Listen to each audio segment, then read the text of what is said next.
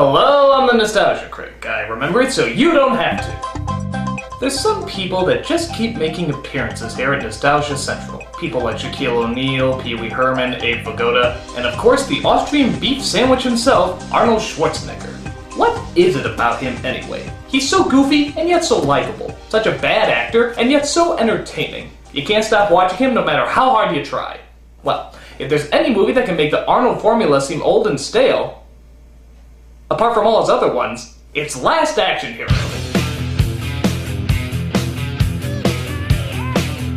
You'd think the director of Die Hard and Predator would know something about keeping audiences entertained, but in John McTiernan's big-budget bore-fest, we find that even the most action-packed director can make the most dull, unfunny, and creatively misled of pictures. Now I know what you're thinking. Arnold Schwarzenegger make a bad movie? Surely you jest! Well, let's take a look and see why Last Action Hero is a Last Action Zero. Trust me, it's a lot funnier than most of the jokes in this movie. So we open up with the movie slamming us in the face. Literally. Ow! Violent cinema? We see a bunch of cops lined up around a building where some psycho is holding a bunch of children hostage. Who could possibly save the day? Put that cookie down! It's Arnold Schwarzenegger playing Cop Jack Slater, who has to deal with what most movie cops have to deal with, the typical shouting boss. You're gonna sit and wait for the real hostage negotiator. The last time you pulled this John Jitterbug popcorn antique ass shit. Harlem Globetrotters. He then walks across a pointless Tina Turner cameo, thanks Tina, your check's in the mail, as he faces one cop who doesn't want to let him pass. Hey, you want to be a farmer? Here's a couple of acres. Yeah! I'm sorry, could you repeat that? You want to be a farmer? Here's a couple of acres.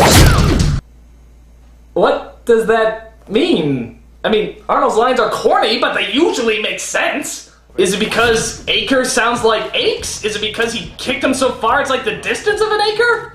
Are his balls the acres? I mean, what's the joke? Arnold, you can't just say random phrases and expect them to magically be funny. You gotta think about them first. It's like saying, you want to be an astronaut? Tricks are for kids. So he gets to the rooftop where we see the psycho holding the kids hostage. Gave my word of honor he could watch you die. Oh, Stephen Wright, what did you do to yourself? I'm living on a one-way dead-end street. And of course, it just so happens that one of the boys being held hostage is Slater's son.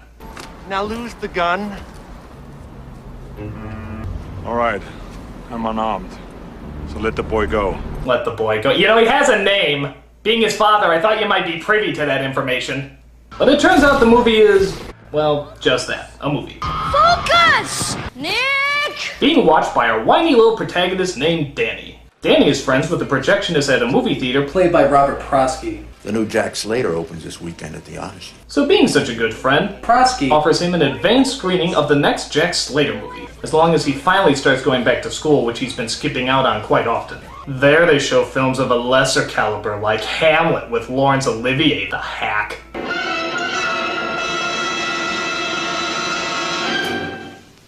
And so he goes to heaven. Talk, just do it. God! Shakespeare's like the worst writer ever! So Danny starts daydreaming about what the film would be like if Arnold was in it. Stay thy hand, fair prince. Who said I'm fair? Enjoy it while you can, Arnold. That's as close to Hamlet as you're ever going to get. To be or not to be? Not to be. Vanity, thy name is... Insert clever pun here. So he goes home and gets yelled at by his mom right before she has to head out to work. He sits around, watches some TV, does boring stuff, and then finally gets ready to go see the movie. So he gets ready to head out the door when... You alone? Okay. Hello, sudden dark turn. Move it! Oh, tough guy. Do it. Go ahead. Do it. Okay, movie, this is pretty fucked up right here. So he handcuffs him in the bathroom and continues to roam the place. You got junk!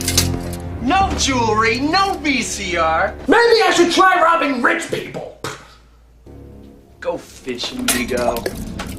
So, after that pointlessly disturbing detour, Danny heads to the movie theater where Prosky is waiting. Is the print ready to roll? Oh, just a minute, young man. Aren't we forgetting something? Take it. And have I got just the one? When I was about your age, Harry Houdini played this theater, and he made a gesture. Houdini did. Like this. And all of a sudden, this was in his hand. And he said, you're starting to scare me. This is a magic ticket. It was given to me by the best magician in India, and it was given to him by the best magician in Tibet. It's Okay, Finn, we already have one strange dark turn. We don't need another. It's a passport to another world. It was mine, and now it's yours. Right! Time for Neurosonic Says.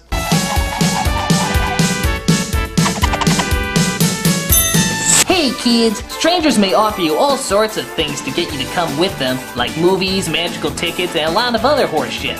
But chances are they're just trying to touch your bathing suit area, and that's no good. So if a stranger, especially Robert Prosky, tries to touch your chili dog, just get out of it. So he rips the ticket, which I guess was made out of Tinkerbell blood, as he starts showing the movie for Danny to watch. We see a guy being interrogated by a mob boss, played oddly enough by Anthony Quinn. You want me to make them operate on you? I would make an Anthony Quinn joke, but none of you would get it. We then cut to Jack Slater, entering his home as he sees his old friend conveniently right before he dies. Tony Vivaldi and the Torelli mob are joining forces. Frank. Frank! What the hell even killed him? Is watching Arnold do drama really that bad?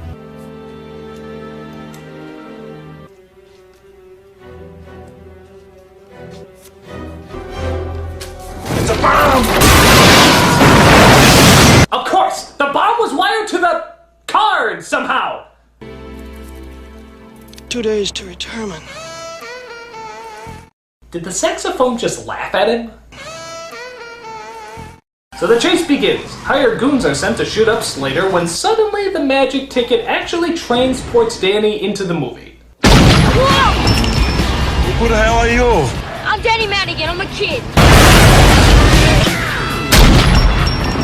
You're driving with no hands. I think it's easy if you practice a lot. I bet you didn't know that my butt cheeks have their own license.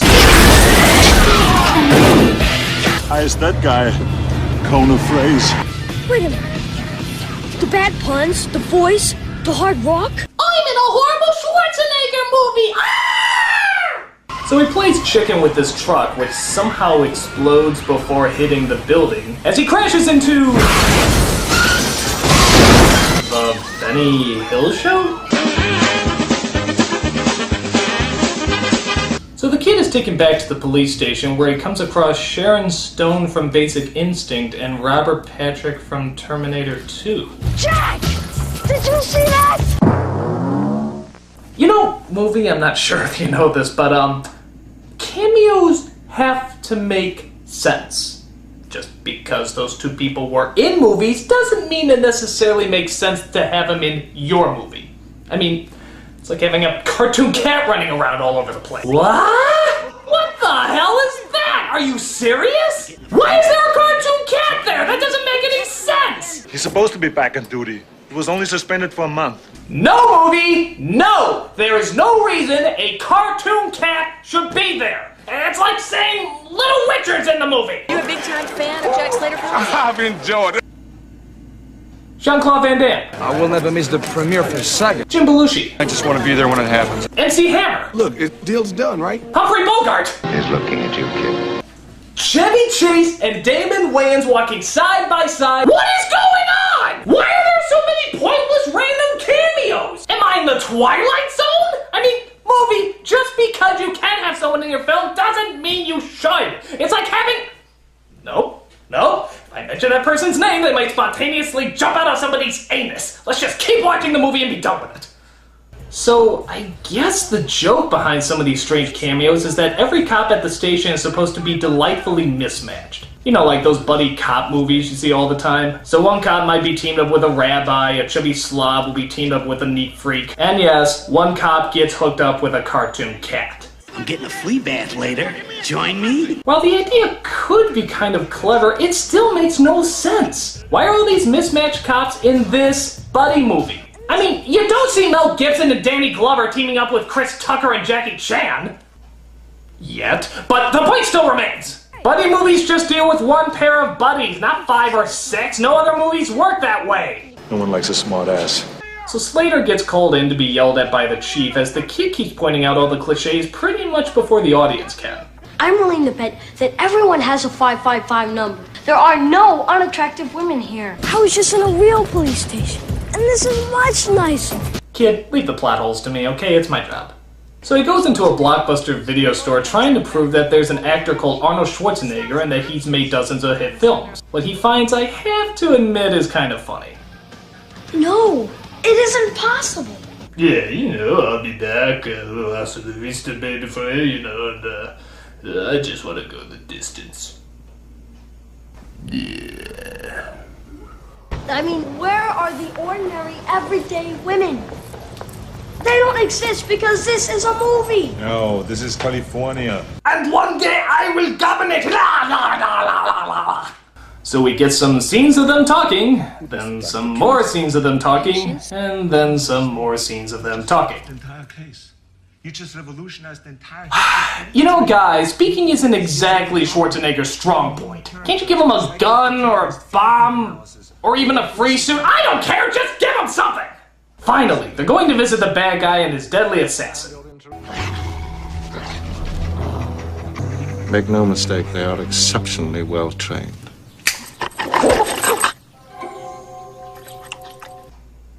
Movie, are you on drugs? So yeah, they don't really get any answers and they just decide to leave. Oh good. How wonderful. Thank you for that, movie. I really thought you were gonna fuck up there and do something exciting for a minute. Please, tell me there's another long, drawn-out scene of just two people talking. Yes! Yes! I am so happy to think we could be wasting our time with gunfire, explosions, and exciting chase scenes! But no! An uninteresting crime plot and a whiny little brat with girly hair is far more interesting! Hurrah! Her-fuckity-rah! Blow something up! Or a hot chick, that helps too. Daddy, so Slater drops off the kid with his incredibly attractive daughter as he drives off to have a flashback. He remembers back to his son, who it turns out was murdered twice, for some reason, as the movie's editor decided, as they're suddenly approached by the assassin. You harm a hair on her head. Stop!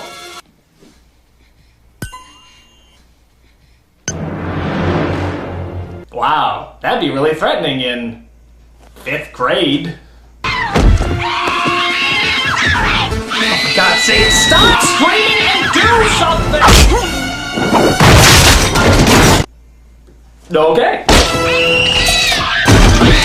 Okay, lady, I don't think you understand the purpose of screaming. You scream when you're in trouble. You're not the damsel from the Dover Boys cartoon. But Slater arrives to help. Hi. Alright, that's one cool scene. So they have a little fight as the bad guys ride off in their car, but Danny grabs a girl's bike, which belongs to the grown-up daughter, as he heads them off at the pass.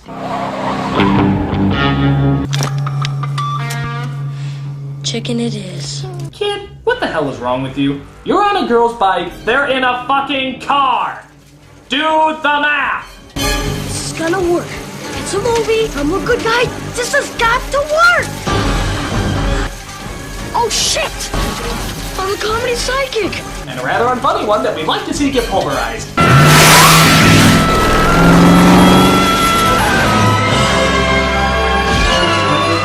E.T. phone liars! So the kid, still thinking the whole movie bit is funny, tries to prove to Slater again that this is all a film. Say this. Grow up. Just say this one word. You can't. You can't possibly say it. Because this movie is PG-13. Too bad they're not online, fuck shit titty cock. So we go back to the police station where, once again, we get a screaming fest from the angry chief. You married You better get down the beach. Go down the beach. Jesus Christ, he's turning into the Micro Machine guy. This is the Micro Machine Man, presenting the most miniature motorcade of Micro Machines. Each one has dramatic details, terrific trims, stupendous styling, precision paint jobs, working wheels. Micro Machine cars, the best variety, including Lamborghini, Grand Am, Corvette, Volvo, Blazers. And by the way, yes, that is steam coming out of his ears. Did I mention that this movie was PG-13? As in, no one above the age of 13 would find this funny? Give me your badge! So Slater is laid off, which of course means they're gonna stop the crime boss on their own. Somehow they find out that this body at a funeral is going to explode with some sort of nerve gas. I don't know, just play along. As Slater and Danny are confronted by his old partner played by F. Murray Abraham. Sorry, Jack. I didn't want it to go down this way. But I haven't played the good guy in the movie yet, so here we are. Wait! Man, are you an idiot? You made the classic movie mistake. Don't explain so much. Kid, shut up! But Quinn gets the drop on the kid as they chain our two heroes together. I have to go and establish my alibi. Arrivederci. I look forward to you totally forgetting this performance. But they're saved by the cartoon cat. Yep, a Schwarzenegger movie where he's saved by a fucking cat! As he goes up to the funeral and tries to get the body away from the people. This man's not dead! Can somebody help this man here? Look, elephant! So while Danny is probably wondering why he couldn't have gotten transported into Debbie Does Dallas, he manages to operate a crane that helps Slater get off the roof in one of the strangest slow-mo shots ever. This is what I like to call the Wile E. Coyote. I do not actually fall until I realize there is nothing supporting me. This style of slapstick comedy was originated in the 1940s. Warner Brothers was beginning to make its mark in... I was just about to tell them about the golden age of cinema animation! I eat you! I eat you all! So they save the day while the assassin guy gets the magic ticket and starts to discover exactly what he can do with it. I can move through parallel worlds, in and out, in, steal whatever I want. But not before Slater politely knocks at the door. Avon calling. Don't move. All right, Slater. I'll go quietly. The hell you will. We're going to have an exciting climax and a thrilling conclusion. This is for my daughter's black eye! Usually when I do that, it leaves a hole. There was supposed to be an earth-shattering kaboom! So Slater and Danny travel into the real world, where Slater discovers things don't work quite like he thought they would. Here's another explosion for your movie, kid. Not a word. Not one word. My acting, it doesn't seem to fly here. Nobody finds it credible. They just laugh at my accent. So just as you're saying to yourself, shouldn't this movie be over by now? The film prattles on mostly as Slater just mopes around and faces the reality that he's a fictional character. Gives you nightmares the rest of your life. But you're fictional, so who cares? I'm sorry, but I don't find it so new and exciting to discover that my whole life has been a damn movie. Yeah, this is the real world. With magic tickets that suck you into realms of fantasy. It's an everyday occurrence.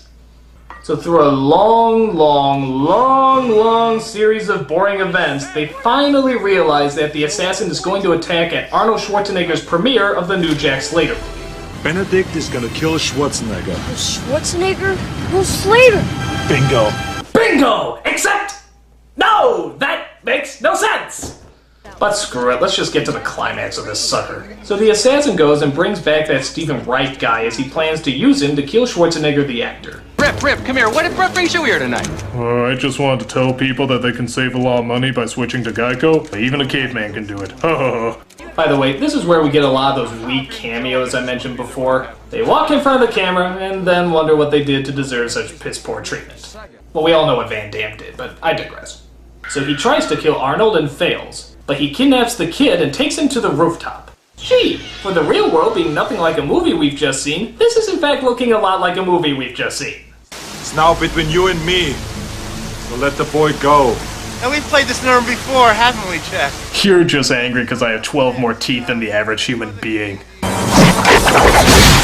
Slater defeats the psycho, but then gets hunted down by the assassin, who of course reveals his evil plan. You want Dracula? I'll fetch him. Dracula? I can get King Kong. Have a surprise party for that old Hitler. Hannibal Lecter can do the catering. All I have to do is snap my fingers and they'll be here. That's actually a pretty cool plan. Holy smokes, I can't wait to see the possibilities that come out of this. Of course, just ruined the only cool premise in the entire film. Fucking cock blocker. You think you're funny, don't you? So Arnold gets the gun and shoots the bad guy, who somehow explodes. Again, real world, isn't it fascinating? As the ticket falls and actually releases the Grim Reaper from the Seventh Seal.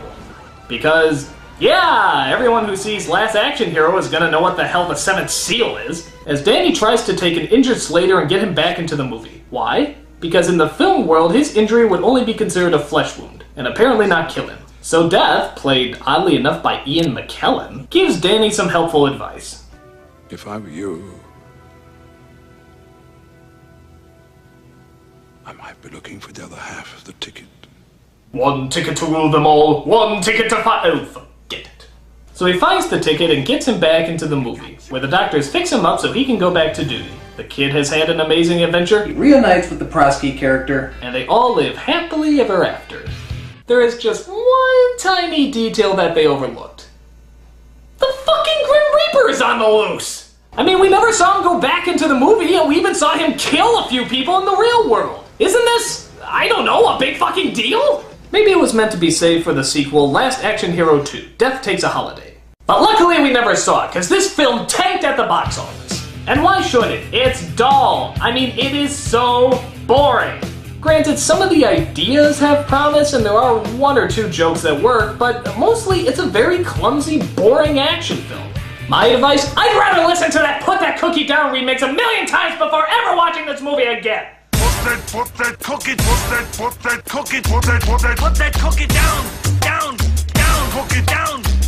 cook it down, put that cookie down. I'm a Nostalgia Critic, I remember it so you don't have to. Put that cookie down.